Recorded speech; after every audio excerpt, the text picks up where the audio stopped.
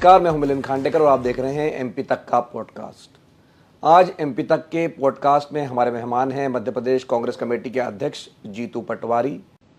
जीतू, बहुत बहुत स्वागत है आपका। जी नमस्कार मिलिंद। तो जीतू भाई, ये बताइए कि बात पुरानी हो गई है, लेकिन 2023 में कांग्रेस पार्टी हारी क्यों? चुनाव लग रहा था कि सरकार बन लेगी और न केवल हारी, बहुत बुरी तरह से हारी। तो अब मतलब बहुत बिना लाग लपेट के आपको क्या लगता है कि क्या कारण रहा?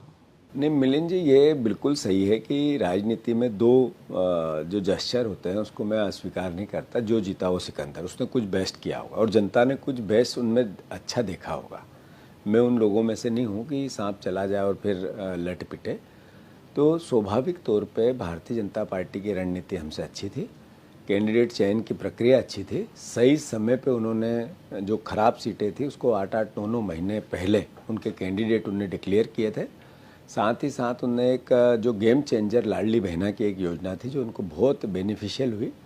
हमारी जो पार्टी का जो हो सकता है कि धीरे धीरे जिस तरीके से मीडिया परसेप्शन बना, जिससे पब्लिक में भी इम्पेक्ट हुआ कि इन फाइटिंग हमारे यहाँ ज़्यादा है, इसके मुकाबले भारतीय जनता पार्टी एकजुटता से, चूँकि वो एक चुनाव हारी थी, फिर सरकार गिराई और फिर उपचुनाव में जीती और फिर सरकार में आई थी, तो उनको वो जो सत्ता का एक तरह से नए तरीके से भूख फिर से आई थी।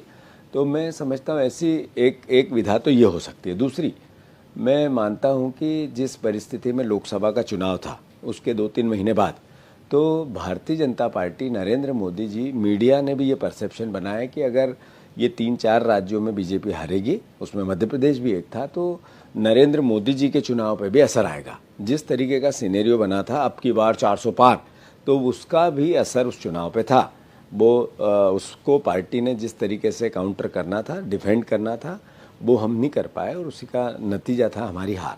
मैं समझता हूँ कि जो सही कारण है वो ये है। तो आपने जैसे कहा कि पार्टी में इनफाइटिंग थी। नहीं, इनफाइटिंग मीडिया परसेप्शन था, इनफाइटिंग नहीं थी, पर इस तरीके की एक मोटिवेशन था। इसके मुकाबले भारतीय जनता पार्टी उस समय इस नज़रिए से कि उन्होंने 5-5 मुख्यमंत्री दिए बताने के लिए कि शिवराज जी नहीं रहेंगे फिर से।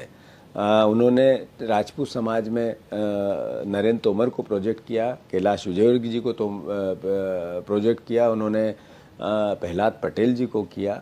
उन्होंने अलग अलग सेगमेंट से एक एक व्यक्ति को मुख्यमंत्री के रूप में प्रोजेक्ट भी किया और उसका पॉजिटिव असर भारतीय जनता पार्टी के लिए हुआ।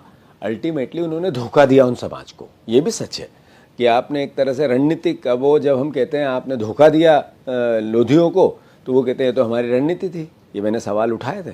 तो मैं समझता हूँ कि वो रणनीतिक रूप से भारतीय जनता पार्टी कुछ बेस्ट कर गई हमसे, इसलिए वो जीती।